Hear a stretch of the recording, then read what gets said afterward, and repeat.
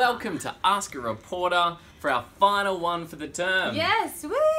School's out, or nearly, for some of you. It's out for some of you. Yeah, Queenslanders, you'll be on holidays probably now. not watching. Well, you could be watching it from home. Oh yeah, that's true. You might Doesn't have to watch it in the classroom. You could watch it in your spare time. Yes, but because we're that fun. We're so much fun. But if you are at school, yay! Nearly out for holidays. Easter. And we go on holidays too. You gonna get some eggs? Not really. We still have to work. But we kind of, the show goes off first, so we do other things. And we're going to get some Easter eggs. I hope so. You know, my mum, even though I am clearly somewhat grown up now, my mum still buys me Easter eggs every year. Oh, that's nice. That's very nice. Yeah, she still buys us. I just got blocks of chocolate since like 10. Really? Yeah, because my parents said it was better value, so I just didn't get eggs anymore. I just got a block. Poor little Nathan. It's pretty tasty still though. It's still pretty good. And if you really wanted to, you could melt it down into some other form. I mean, that's basically what they're doing. Yeah, but I always liked ones with like the jelly or the caramel inside, so you can't really melt it down because they just go into this goop. Oh well. Value. Yeah. Okay. Anyway, we're not here to talk about chocolate, believe it or not. You can't do a chocolate block hunt because it's just one block. It just sits there. Like you go, oh look, there it is. I'm finished. It's not much fun. No, it's very hard to hide because it's quite big. Yeah, it's quite large. You don't want to put that behind a branch and hope that, you know, it's not seen. Great value though. Great value. But anyway, yeah, not here to talk about chocolate, but we're here to talk about something that you can use to buy chocolate. Money! And I thought I would start this story with making it rain. With $50 notes that say not legal tender from the 1980s. I had to show you this 100 though, because this is a prop, right, from a BTN prop. It looks pretty good. Look at the other side. And then you look at the other side, it's got like a bit of a sticker on it and it's all a bit of a mess. But on this side, I mean, that's pretty good. I was like, would you like $100? Sure. Bam. There you go. It's just two printed out pieces stuck together. So I think it's quite good. This is not called counterfeiting when you do it this badly. Yeah, you know, don't go to any shops and use it, but... We've got heaps of questions that you have sent in about money. Yes. So we are going to get to those right now, and Amelia will answer all of them. Yes, so it's not just about money. What we're talking about is really the idea of a cashless society where we lose that money completely. So it would just be that, you know, that prop. No, not really. Yeah. I think money would still exist for quite a long time. Yeah, this is something more like for the future, but I would say within your lifetime it's a definite. I think it's a definite too. And we were kind of talking about this because some people in the office were kind of like, really? Like that soon? Is that really ever going to happen? And we're kind of saying, yeah, like we really do think so because it's just on its way. And, you know, the way things change, people never even expected cards, you know, bank cards to exist. Like that was really outrageous and weird. People wanted checks to continue to be used. So when people said, oh, we're getting rid of checks, everybody freaked out in the 90s and like, oh my goodness, how am I going to do all my things, like pay my bills and stuff? So every single change like this is always pretty big. Amelia. Yeah. Hey, this is him writing me a check. How slow is that? Do you guys know what checks are, I wonder? Yeah. You can tweet us and let us know because I barely remember checks. No, and you know I do a bit, but... Sorry, I've got a cough again. I always have a cough. I kind of remember checks, but do you know what I really remember actually? Yes. Was going to the bank with my mum, like all the time as a kid. Yes. Do you remember that? Yes. And you'd go into the bank, and like this was just an activity that we did all the time, and we'd go into the bank, you'd hang around. Sorry, not an activity, it's like a thing that she just had to do. So you'd go into the bank with your mum or dad, and you'd just hang around there waiting, and I remember they had these bank slips and they were like deposit slips, so if you ever wanted to deposit money, like you know how now you can go to an ATM and you just insert some money, you fill out a whole deposit.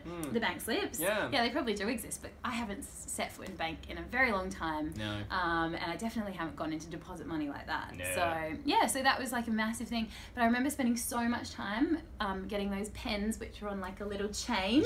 Yeah, the chain pens, and then you'd have to find a free pen and you'd get your little bank slip and I'd draw pictures for like ages. While I waited for mum. Well, you know, because there were always lines. Okay. Yeah. I had a pretend checkbook. checkbook. And you go like all the time. From the bank. Once a week or something. So, like, I thought it was real, but I found out it wasn't.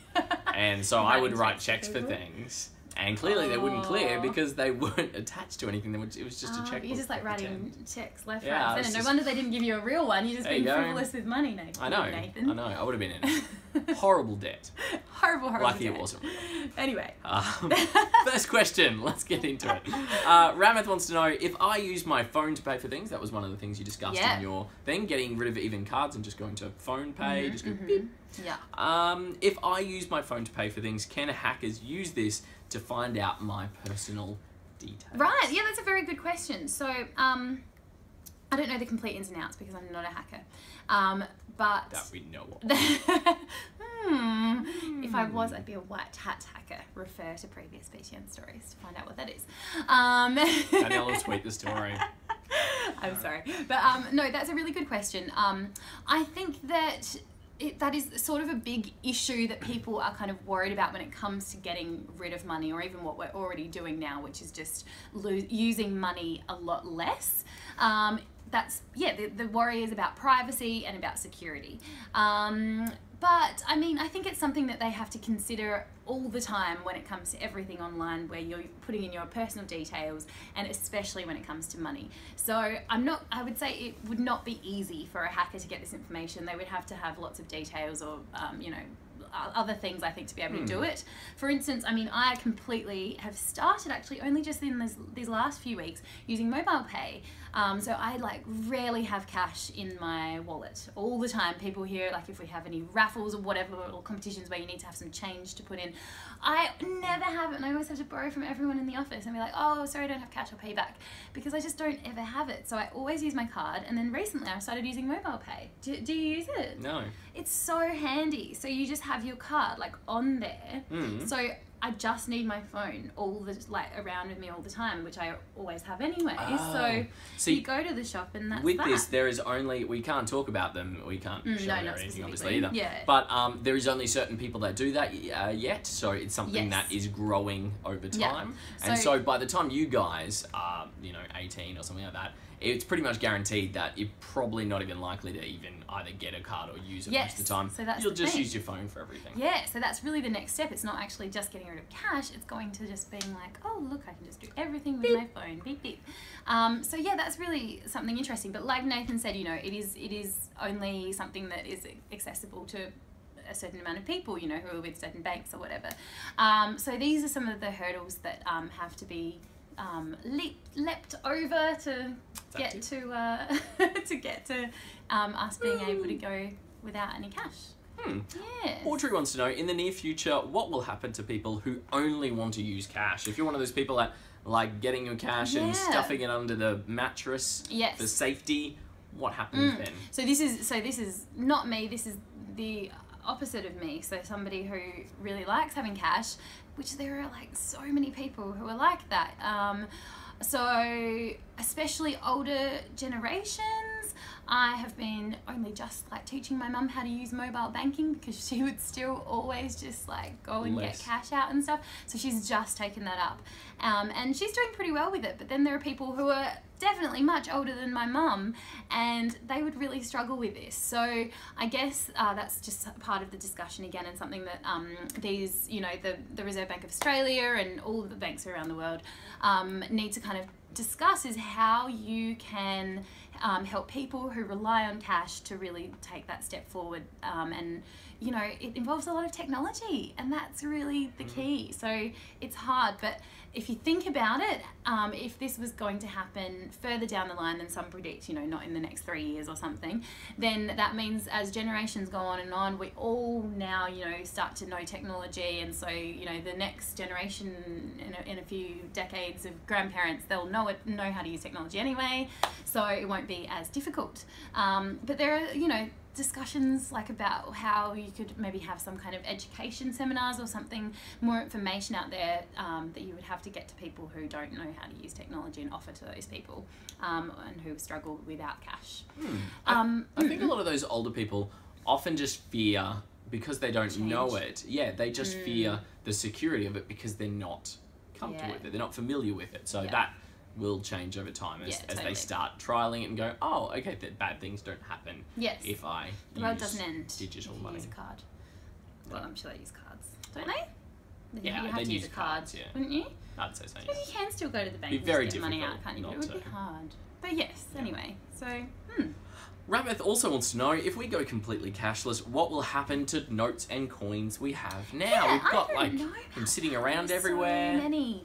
And not the fake kind, the real kind. Yeah, because I think I remember this. It was when I was very young, when they got rid of 1 and 2 cent coins, because they used to have 1 and 2 cent coins. You might know this. Oh. And I remember this, and we used to have them all the time, and then they were basically worthless. So they eventually said, look, these aren't money anymore, and they just made a date, and from that date, they weren't money anymore. So if you had them, you could cash them in at banks, and they would give you higher, denomination coins or notes, or they would put the money in your bank account, and then after that, they weren't worth anything. And after that, people kept a few just for souvenirs, but they just become worthless. I wonder when that was, because I think I faintly remember that too.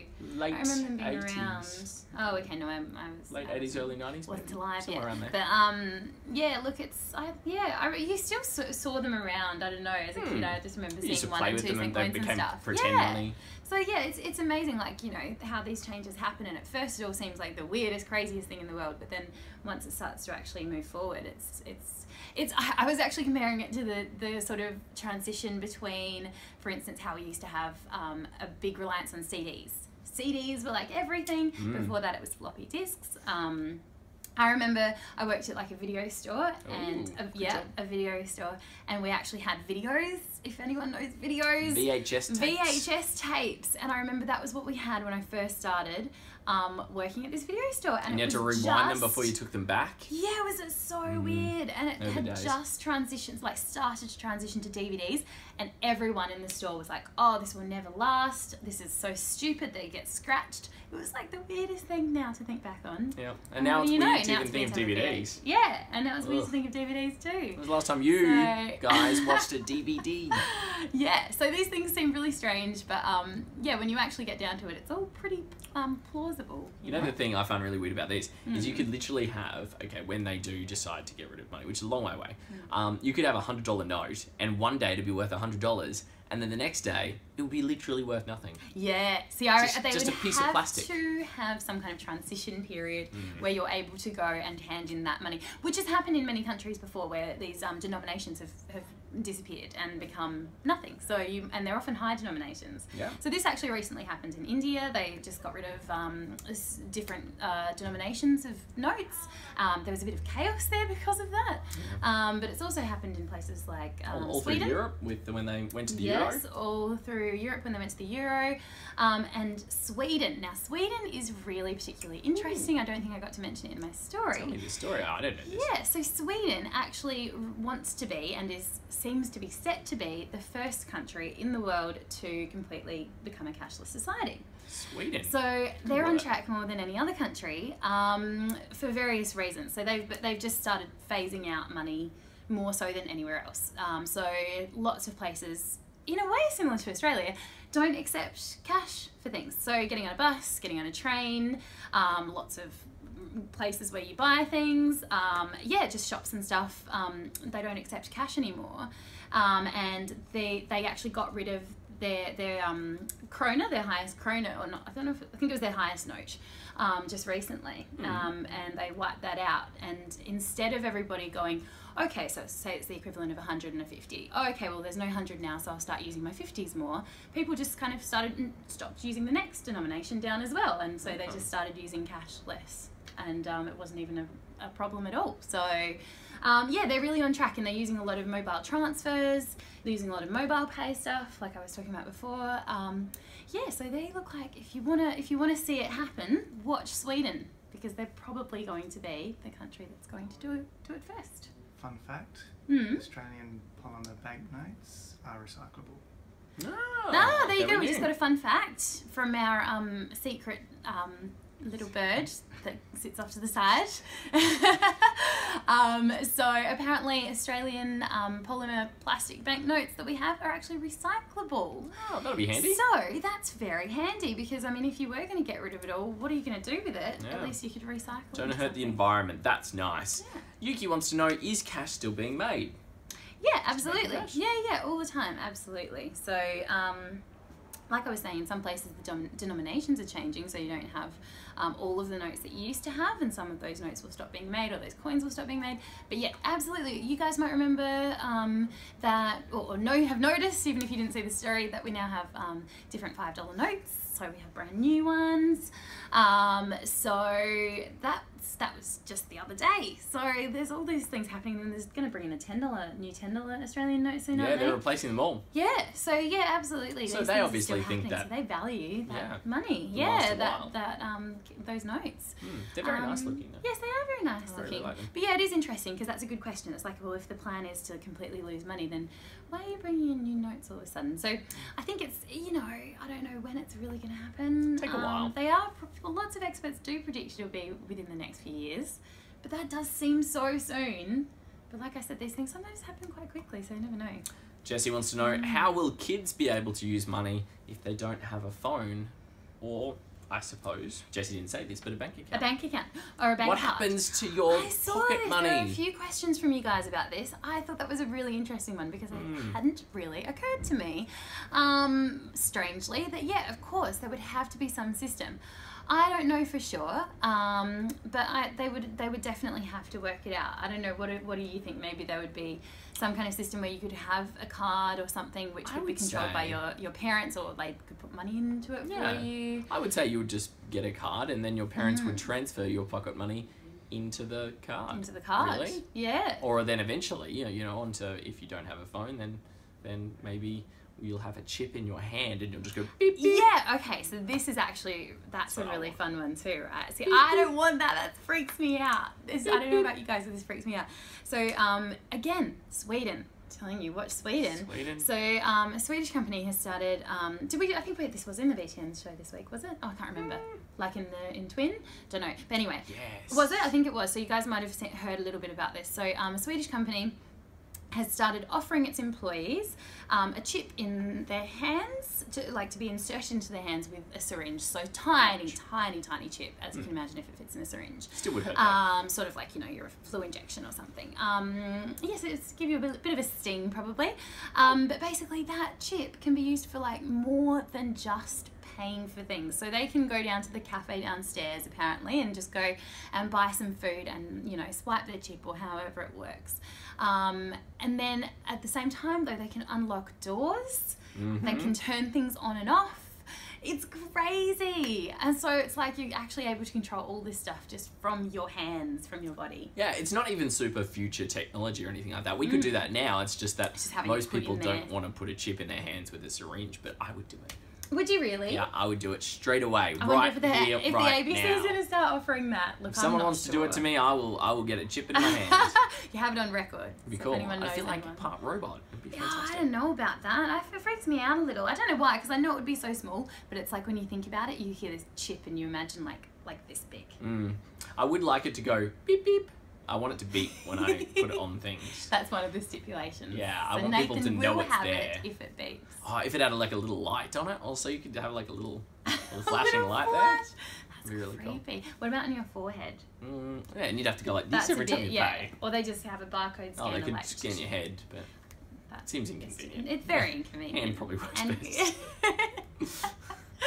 But sure. Alka wants to know, how do you get birthday money with no cold hard cash? Oh my goodness, I don't know. That would be Can you imagine people rocking up to your birthday and you just got the card reader saying, oh yeah, swipe your card there. Swipe your card, please. Or your hand. $10 a room. Okay, so actually this is funny because this is another one that was brought up in the meeting for our BTN stories when we were talking about this. It's something that, they would have to kind of work out. But I did think that you have to think already there are gift cards that exist. That is not even remotely unusual to get gift cards. So if you can have the equivalent of that for money, then all you have is a card or something, and you put it into a birthday card, put your card in your card, and you hand that to somebody, and bam, there you go, there's their money. So that's actually quite easy to get around, really, when you think about it. But good question. Daniel wants to know, why don't cards have pins for under $100 anymore? Yeah, so that's just a system that they've sort of brought in over the last few years. It's been pretty recent. So that's sort of tap and go kind of thing. So I believe actually when it comes to if you've seen your parents, or if you have a bank card or whatever, and you put it in or you swipe it, you still have to put in your PIN number, I'm quite sure. But when it comes to tap and go, that's just a system that they've brought in where under $100 you don't have to put it in, just to make it more convenient. So it's all really about convenience again, I guess. It's just trying to make things fast. Again, I kind of like that system, makes things quick. And it's really, really increasing in use. Like, people, apparently stats show, and that's like the most popular way to pay now is tap and go. Yeah. People aren't getting out as much money in Australia. That's one of the stats that the Reserve Bank found recently.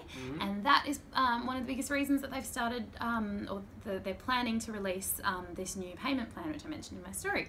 So yeah, that'll just make it easier basically to transfer from person to person, because that's just what a lot of people do these days. If you're not getting cash out, then you've got tap and go, you've got mobile pay, and then you want to transfer to people. So if, you know, Nathan owes me for lunch, he can just go ahead, you owe me for lunch, by the way, go ahead and transfer, and it's going to be almost instantaneous apparently. So just bam, takes out a phone, transfers. Whereas now, if we were with different banks, it would take a few days, to do that. You have to put in like the account number and BSB, and it's a whole deal. Yeah, so it's a whole big thing. So instead, this would be like, Nathan would just have to know my phone number or my email address. So it's pretty interesting, and you can see why that is quite a big change, because this will incorporate all these different banks into one kind of system that they can all use and work together in a way. Whereas now, different banks takes longer. So the thing I should say too, with the not using your PIN under $100 thing, basically there's no risk to you about that, because the banks have all said, look, we're going to cover anything that, you know, fraudulent that happens under $100. Yes. So they've obviously decided that it's more valuable for them to cover instances where there is fraud under $100 and give people the convenience and speed of being able to pay really quickly. So they did that obviously to improve things for their customers, and it's no risk to you. So it's a big win. So true. So that would encourage people to do it more. Using cash. Good question. Jordan says, would banks have to change rules so that kids can get cards younger? Yeah, so that's I really think there'd have to be some kind of system there. It's a really good question. Yeah, there'd have to be some kind of system. I don't actually think it would be that hard, because I think you can open a sort of bank account, right? I'm pretty sure there are kinds of kids' bank accounts that can be opened already. I don't think they have cards attached at this stage. They might not have cards attached. But, so it wouldn't really be that hard. It would just be about having, like, I guess, restrictions on those cards that your parents would agree to, or they would put money in there for you and stuff, and it would be linked somehow, I guess. But yeah, it's a very interesting question. And then the thing is as well, I think one of the questions there was about mobiles and kids having mobile phones, because not everybody has one. So that's another big factor. It is like so weird, because it's so closely linked to technology. So to go cashless really means technology then has this even more importance than it already does have. So like how I mentioned in my story, people would have to have mobiles that would be able to help them get their money out and be able to use mobile pay no matter which bank they're with. And you'd want to have internet access, because imagine if you didn't, and then you were just like, oh my goodness, I have no money for whatever reason. I can't access anything, because you can't just go find an ATM or something. You have to borrow it off your co-workers. Well, yes, but it would be much harder, because you wouldn't have cash either. If we had no internet. So if there was no internet, or even if you had internet, how would you provide me with cash if the cash does not exist? You know what I mean? Yeah. So you could get stuck. So these are kind of things that they have to work out. I have a question. Oh yeah. What happens to piggy banks? I know, piggy banks don't exist anymore unless you have one that has like a card slot in the top instead of the coins, and you just go. Maybe you'd have like an IOU system, or a tap on the nose. Someone should really invent that if they haven't already, because that's a good idea. A little like piggy bank, but it's a tap and go one. I feel like it's and probably your parents can just like, if you lose a tooth or something, the tooth fairy can doing it at this stage. A tap and go machine for a piggy bank. It seems like most of your savings would go into buying the piggy bank rather than just saving money. That's a good point. It's a good point. We need to make it cheap. Next question. Naz, do Australians get a say in whether we become a cashless society or not? Yeah, absolutely. Thanks, Naz. Good question. Absolutely, in the way that Australians are the ones who are driving the change. So, like, it's the statistics that show how Australians are already behaving when it comes to money and these sorts of things that are driving that's driving the change when it comes to the Reserve Bank of Australia. So, like I was saying before, we're just using the technology that's there. So if, for instance, such and such banks did mobile pay and nobody used it, I don't think they'd keep doing it for very long. Yeah. So that's the thing, they're making it so convenient and offering these things, and people are using them, and they're using them more and more, and it's becoming clear that it can replace cash. So yeah, it's definitely like something that we're doing. And also you would, if you were really going to go completely cashless, you would really have to have a system where everyone could be included in this this system, you know, like, so if you had anyone left outside, they would be without any money. So that's just not possible, you know, in a Western country or a developed country.